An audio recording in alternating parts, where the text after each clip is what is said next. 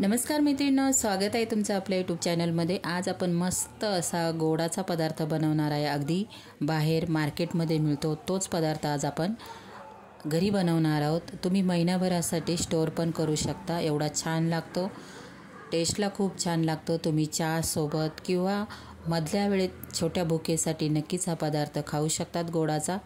तर नक्की तुम्ही एकदा बनवून बघा, फॅमिलीमध्ये सगळ्यांना आवडणार, झटपट होणारी रेसिपी आहे आणि तेवढीच टेस्टी पण लागते आणि कमी साहित्यात तयार होते मैत्रिणींनो।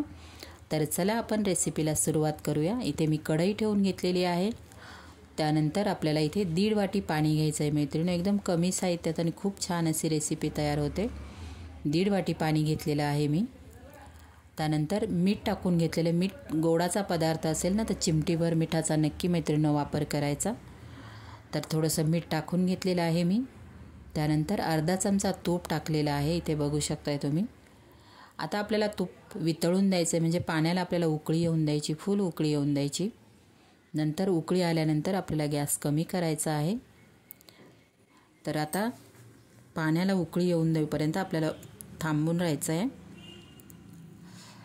तर बघू शकता तुम्ही, ते आपल्या पाण्याला उकळी आलेली आहे। तूप पण वितळून घ्यायचं मैत्रिणींनो, तूप पण वितळलेलं आहे। आता ह्या पाण्यामध्ये आपल्याला 1 वाटी रवा घ्यायचा आहे। रवा कोणताही घ्या मैत्रिणींनो, तुम्ही तुमच्याकडे असेल तो, जाड घ्या बारीक घ्या, कोणताही रव्याचा इथे तुम्ही वापर करू शकता। तर पाण्याला उकळी आलेली आहे। मी 1 वाटी रवा घेतलेला आहे। हा मीडियम रवा आहे, म्हणजे खूप जाड पण नाही बारीक पण नाही आहे, मीडियम रवा आहे।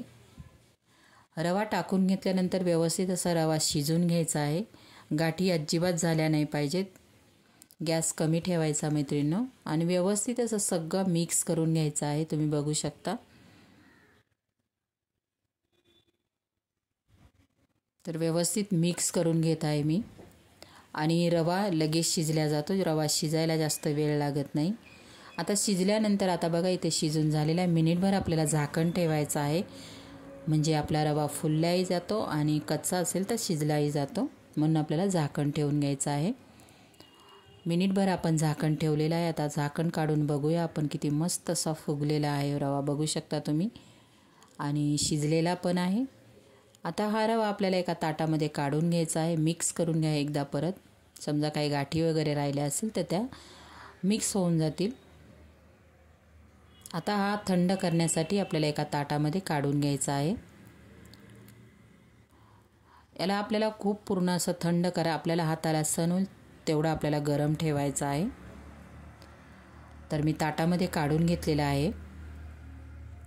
आता ताटामध्ये काढल्यानंतर याच्यामध्ये काय काय गोष्टी टाकायच्या इंटरेस्टिंग, खूप छान लागतात ते, आपण जेव्हा खातो ना तेव्हा खूप छान लागतात। आता याच्यामध्ये बघा थंड झालेला आहे, मी फॅन खाली ठेवलेला, थोडासा कोमट आहे, आपल्या हाताला सण होईल तेवढा। नंतर याच्यामध्ये मी 1 ते 1.5 चमचा तीळ टाकून घेतलेली आहे। काजू बदाम टाकायचे, 5 ते 6 मी काजू बदाम टाकलेले आहेत, छोटे छोटे तुकडे करून घ्यायचे आहेत। त्यानंतर आता याच्यामध्ये आपण पिठी साखर टाकणार आहोत। पिठी साखर कोणाकोणाला खूप गोड आवडतं, कोणाला कमी गोड आवडतं, त्याप्रमाणे तुम्ही साखरेचा इथे वापर करू शकता। इथे 4 ते 5 चमचे एका वाटीसाठी मी साखर टाकून घेतलेली आहे। नंतर पण आपण 1 ते 1.5 चमच्यांचा साखरेचा वापर करणार आहोत, तर थोडी कमी गोड ठेवा, खूप गोड नाही खायला छान वाटत, तो मीडियम गोड असेल तर खायला पण छान लागते। तर तुम्ही बघू शकता इथे मी 4 ते 5 चमचे मी साखर टाकून घेतलेली, पिठी साखर। पिठी साखर नसेल तर तुम्ही आपली साधी साखर मिक्सरला वाटून टाकू शकता। आता साखर, तीळ आणि काजू बदाम टाकल्यानंतर व्यवस्थित असं मिक्स करून घ्यायचं आहे सगळं मिश्रण। तर इथे मी मिक्स करून घेते, बिलकुल हाताला चिपकत नाही, चिटकत असेल तर तुम्ही तेलाचा किंवा तुपाचा हाताला लावून घ्या, म्हणजे हाताला चिपकणार नाही, पण नाही चिपकत बिलकुलही, तुम्ही बघू शकता, ताटायला पण नाही आणि हातालाही बिलकुलही चिपकलेला नाही। आता मस्त असा आपला जसा पिठाचा गोळा असतो त्याप्रमाणे आपल्याला पिठाचा गोळा करून घ्यायचा आहे। तुम्ही बघू शकता इथे मस्त असं मळून झालेलं आहे। आता याच्यावरती ना मैत्रिणींनो आपल्याला 1 चमचा साखर टाकायची, आपण जी नॉर्मल वापरतो ती, नंतर खाताना ना खूप छान लागते ती। आता इथे 1 चमचा मी साखर टाकून घेतलेली आहे। आता साखर टाकल्यानंतर परत एकदा आपल्याला मिक्स करून घ्यायचं आहे, म्हणजे पूर्ण मिश्रणमध्ये आपली साखर मिक्स होईल। तुम्ही माझे व्हिडिओ कोणत्या शहरातून गावातून बघतात प्लीज मैत्रिणींनो मला एक कॉमेंट करा, म्हणजे आपली YT फॅमिली कुठपर्यंत पोहोचली ते मला कळेल। तर इथे तुम्ही बघू शकता साखर व्यवस्थित अशी मिक्स करून घेतलेली आहे मी। मस्त असा रव्याचा गोळा तयार झालेला आहे। आता हा गोळा तयार झाल्यानंतर आपल्याला हवा तो आकार याला आपण देणार आहोत। तुम्हाला कोणता आकार चालेल त्याप्रमाणे तुम्ही इथे बनवू शकता। चौकोनी ठेवू शकता, गोल ठेवू शकता किंवा असे बनवले नानकटेसारखे तरीही चालेल। तर मस्त असे छोटे छोटे नानकटेसारखे आपण गोळे करून घेणार आहोत। तुम्ही बघू शकता खूप जाड करायचे नाही, पातळ ठेवायचे थोडेसे, कारण पूर्ण आतमध्ये ते तळल्यानंतर भाजले गेले पाहिजे। जाड ठेवले तर वरून कलर जास्त ब्राऊन होणार आणि आतमध्ये कच्ची राहणार, कारण हे सगळं कच्चं आहे। आता मस्त असे छोटे छोटे गोळे करून नानकटेसारखे आपण बनवून घेणार आहोत। नक्की बनवून बघा मैत्रिणी, ही रेसिपी तुम्ही मुलांना खूप आवडणार। बाजारातून आपण महाग आणण्यापेक्षा घरच्या घरी अगदी कमी साहित्यात आणि स्वच्छ आणि छान अशी तयार होते। बनवून मस्त अशी हवाबंद बरणीमध्ये तुम्ही भरू शकता। चहासोबत तुम्ही दररोज खाऊ शकता हे। तर इथे सगळे आपले नानकटेसारखे बनवून झालेले बघू शकता। आता आपल्याला एक पॅन ठेवायचा आहे, पॅनमध्ये तूप टाकून घेतलेलं आहे मी। तूप आवडत नसेल तुम्हाला तर तुम्ही तेलाचा इथे वापर करू शकता। आता आपल्याला कमी गॅसवरती छान असे गोल्डन ब्राऊन कलर होईपर्यंत आपण तळून घेणार आहोत। आता तुपाला आणि आपण तूप फुल गॅसवरती ठेवलं तर जास्त तापल्या जातं ते।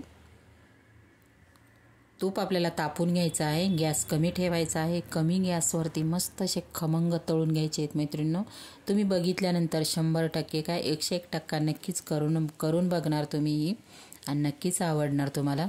तुम्ही एकदा करून बघा आणि मग कॉमेंट बॉक्समध्ये सांगा की तुमची रेसिपी कशी झाली।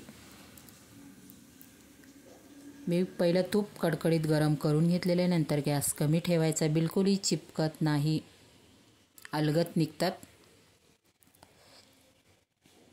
आता आपल्याला मस्त असे कमी गॅसवरती तळून घ्यायचे आहेत सगळे। आता इथे मी पहिली बॅच टाकून घेतलेली आहे। तुम्ही बघू शकता बिलकुलही चिपकलेले नाही। आणि आपण जे काजू बदाम आणि वरून आपण जी साखर टाकलेली ना ती खूप छान दिसते तळल्यानंतर, आणि खाण्यासाठी पण पौष्टिक। आपण तुपात तळलेले काजू बदाम टाकलेले, रवा आहे, तर तिळाचा पण इथे वापर केलेला आहे। सगळं असं पौष्टिक आहे। नक्कीच तुम्ही भरपूर बनवून बरणीमध्ये भरून ठेवा। मुलांना सकाळी नाश्त्याला द्या, टिफिनला द्या किंवा तुम्ही चहासोबत खा। मैद्याचं खाण्यापेक्षा नक्कीच असे बनवून तुम्ही खाऊ शकता। गॅस कमी ठेवून नंतर तळायचे म्हणजे नाहीतर आतमध्ये कच्चे राहणार। परत सांगते मी तुम्हाला। तर मी असे भरपूर बनवून 1 ते 1.5 किलोचे मी बनवून भरून ठेवलेले आहेत बरणीमध्ये। तर तुम्ही बघू शकता मस्त असा गोल्डन ब्राऊन, खूप गोल्डन पण करायचे नाही मैत्रिणींनो। आता इथे आपली एक बॅच तळून झालेली आहे। तुम्ही बघू शकता तीळ जी आपण वरून टाकलेली आहे ते तळल्यानंतर किती छान दिसते। आता ही पहिली बॅच तळून झालेली आहे, आता दुसरी पण मी टाकून घेते। फक्त 1 वाटीमध्ये तुम्ही बघू शकता किती बनलेले आहेत। एवढे महाग बाहेरून आणण्यापेक्षा आपण घरीच बनवून खाऊ शकतो। आता दुसरी बॅच पण आपण कमी गॅसवरतीच तळून घ्यायची आहे।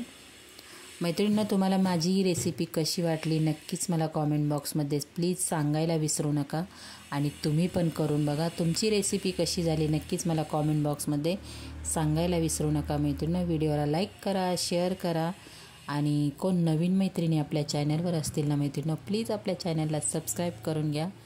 तुम्हाला अशाच रेसिपी छान छान रेसिपीज बघायला मिळतील। तर बघा एक साईड आपली भाजून झालेली आहे, सॉरी तळून झालेली आहे. आता आपल्याला काढून घ्यायचे. बघा किती मस्त असा छान कलर आलेला आहे, अगदी बघितल्यावरच खावंसं वाटतं. आता दुसरी बॅच पण आपली तळून झालेली आहे. आता काढून घ्यायचे, ते पण एका पेपरवरती ठेवा, म्हणजे तूप खेचत नाही मैत्रिणी. बघा तुम्ही बघू शकता तूप जेवढं टाकलं आहे तेवढंच तूप आहे.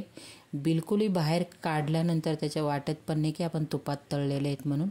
बिलकुल तेल खेचलेलं नाही. तुम्ही बोलाल की तूप खेचलं आहे, बिलकुल नाही. तूप बघा जेवढ्याच्या तेवढंच तसंच्या तसंच तूप आहे. कलर बघा किती छान झालेला आहे. आपली रेसिपी तयार आहे. कसा वाटला video? Like share subscribe. Bye.